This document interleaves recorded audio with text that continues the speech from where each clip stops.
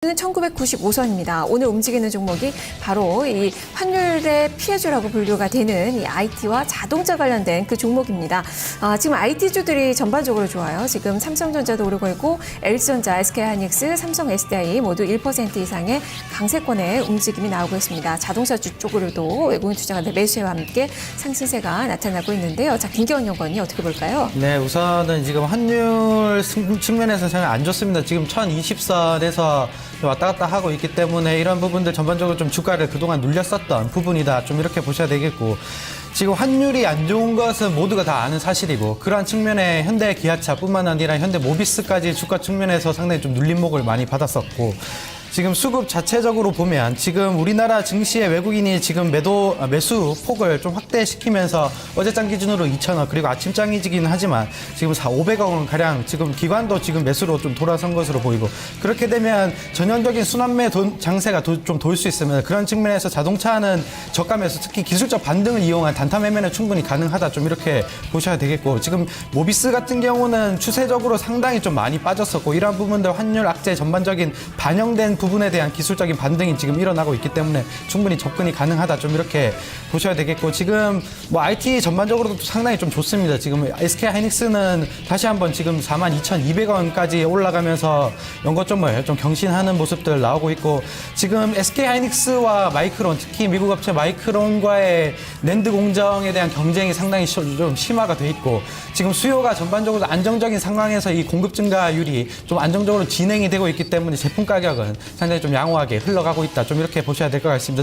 그리고 이 우시 공장 화재가 좀 진행이 되면서 공급이 상당히 앞으로 좀 증가할 것이 아닌가에 대한 부분이 좀 있었지만, 뭐 주가 측면에서 보면 지금 디램 가격 전반적으로 좀 반등을 했고, 낸드 가격도 지금 안정적인 반등을 하고 있기 때문에 우려감은 해소되었다. 좀 이렇게 보셔야 될 것 같습니다. 네, SK하이닉스 신고가 랠리가 나오면서 지금 나흘 연속의 오름세 디램 관련돼서 계속적으로 호재성 자료로 인식을 하고 있는 그 부분입니다. 미국에서도 이 전기차 쪽에 움직임 좋았습니다. 2차 전지 관련된 종목군들 전체적으로 이 실적 호전 기대감에 주가가 상승하면서 썬파워도 주가가 아주 많이 올랐고요. 테슬라 모터스도 상승권의 움직임이 강하게 나타났었는데요. 지금 삼성 SDI도 1.7%가량 오르고 있고, LG화학, 포스코 ICT, 코디에스, 일진머티리얼즈 이렇게 관련된 종목으로 분류되는 그 종목군들이 우리 시장에서도 그래도 상승권의 움직임이 나오고 있습니다. 박세인 대리님. 예, 어제 전략 말씀드리면서 네이버를 필두로 이제 개별 종목들, 특히 이제 뉴테크 신기술군에 속해 있는 차세대 모멘텀 주식들의 이제 반등이 순차적으로 좀 진행될 가능성을 언급드리면서 전기차 부분도 다시 한번 보자라는 말씀 드렸었는데, 이런 부분들 현재 미국 시장도 마찬가지입니다. 실질적으로 모멘텀 주식들군의 조정이 진행이 되면서 가장 많이 떨어진 업종이 어떻게 보면은 뭐 전기차, 테슬라 필두로 해서 많이 빠졌었다가 최근에 반등하는 모습을 좀 보여주고 있는데요. SDI 같은 경우에 최근에 BMW i3 관련해서 기대감이 계속해서 좀 상승이 되고 있는 상황이고, 주가 권역 자체도 어느 정도 바닥에 위치를 하고 있기 때문에 충분히 반등이 좀 진행될 수 있는 상황입니다.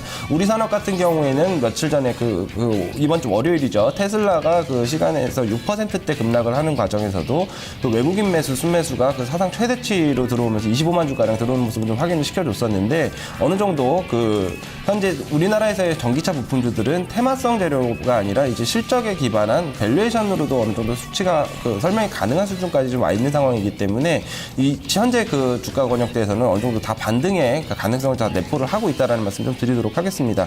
우리 산업 같은 경우에는 오늘 뭐 약박권에서 거래가 되고 있는 반면에 삼성 SDI라든지 일진머티리얼즈 좋은 모습으로 좀 진행되고 있는 상황이고요. 네. 자, 이 밖에도 농업 관련된 종목군들이 선전하는 가운데 경농, 조비, 영남제분, 효성 OMB, 농우바이오 이런 종목군들 1에서 2% 이상 오르고 있고요. 성보화학은 지금 3.5%대 수익률 기록이 되고 있는 그 상황입니다. 양시장 모두 상승세 유지가 되고 있습니다. 자, 그러면 어떤 섹터를 공략을 해봐야 될까요? 김경은 연구원이 어느 쪽을 보십니까? 네, 우선은 지금 대형주는 추세적인 주도 업종이라고 하기보다는 단기적인 반등을 이용한 매매는 충분히 좀 가능하다.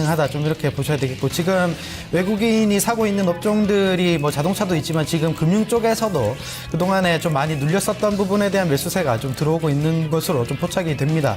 지금 신한지주가 1%가량의 강세를 좀 기록하고 있고, KB금융 같은 경우도 1.5%가량의 지금 강세를 기록하고 있습니다. 이 순이자 마진이 예상보다는 반등이 세게 나오고 있지 않습니다. 하지만 신한지주로만 보면 은행 업종 내에서는 가장 양호한 수익성을 좀 달성을 하고 있고 특히 KB금융 같은 경우도 수익성은 좀 양호하나 지금 단기적인 PBR 기준으로 저가 메리트로 좀 접근을 하면 오히려 이제 단기 트레이딩 관점에서의 매매는 충분히 좀 가능하지 않을까 좀 이렇게 정리를 해드리도록 하겠습니다. 네, 오늘 뭐 금융 쪽에서 이 증권주들의 움직임도 같이 좀 보셨으면 좋겠는데요. 지수가 다시 2000선 트라이에 나설 것으로 좀 보여주면서 지금 증권주들 상승폭을 키웁니다. 지금 삼성증권이 2.6% 이상의 상승, 우리투자증권 지금 상승세가 2% 이상 나오고 있고요. 하나투자증권이나 유진투자증권들도 상승폭 약간 더 키우는 모습이 나타나고 있는 그 구간입니다. 자, 박세진 대리님은 오늘 어느 쪽에 집중하시나요? 예, 그 수급의 키가 바뀌었다는 말씀을 드리면서 서두에 시작을 했는데 이렇게 되면은 일단은 낙폭과대 업종에 대한 접근이 1차적으로 진행이 될 수밖에 없습니다. 하지만 그 저희가 대응 측면에서는 이제 뭐 거래소를 위시한 그 대형 업종과 중소형군 업종에 대해서 낙폭과대에 대한 인식을 좀 다르게 할 필요가 있는데요. 그 대형주 업종 같은 경우에는 굉장히 그 오랜 시간 동안에 지금 박스권 하단에 위치해 있는 뭐 증권주 말씀 주셨던 부분, 그 자동차 부품주 같은 경우가 지금 낙폭과대 업종으로 저가 매수를 좀 타진할 수 있는 가격대에 좀 형성이 돼 있다라는 말씀을 드리고 싶고요.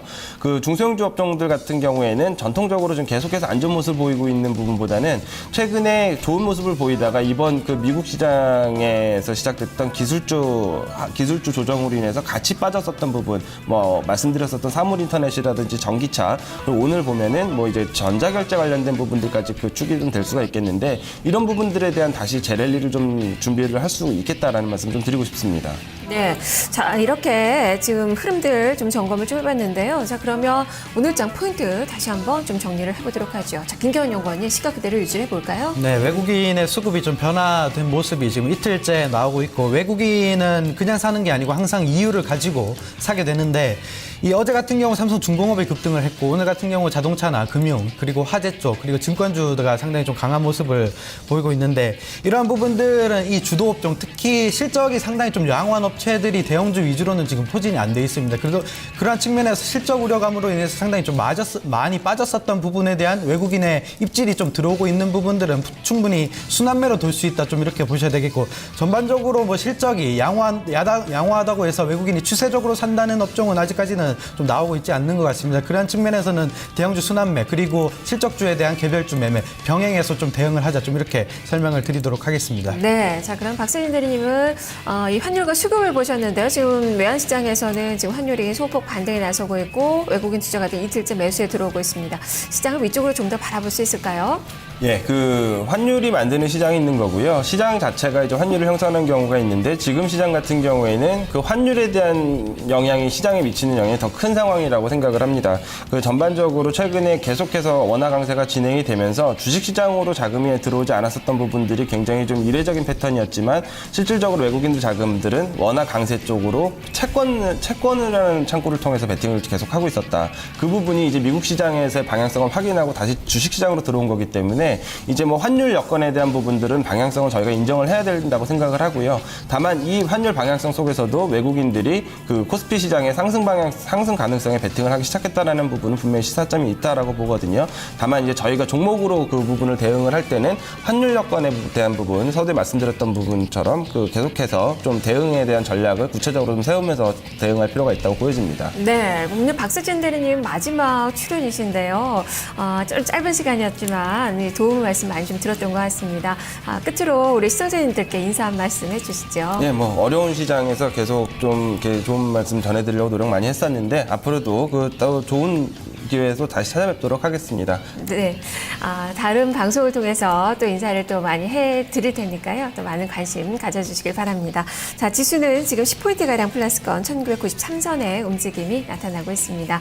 개장 상황 살펴봤습니다. 탑팀 중계석이었습니다. 두 분 말씀 잘 들었습니다. 고맙습니다.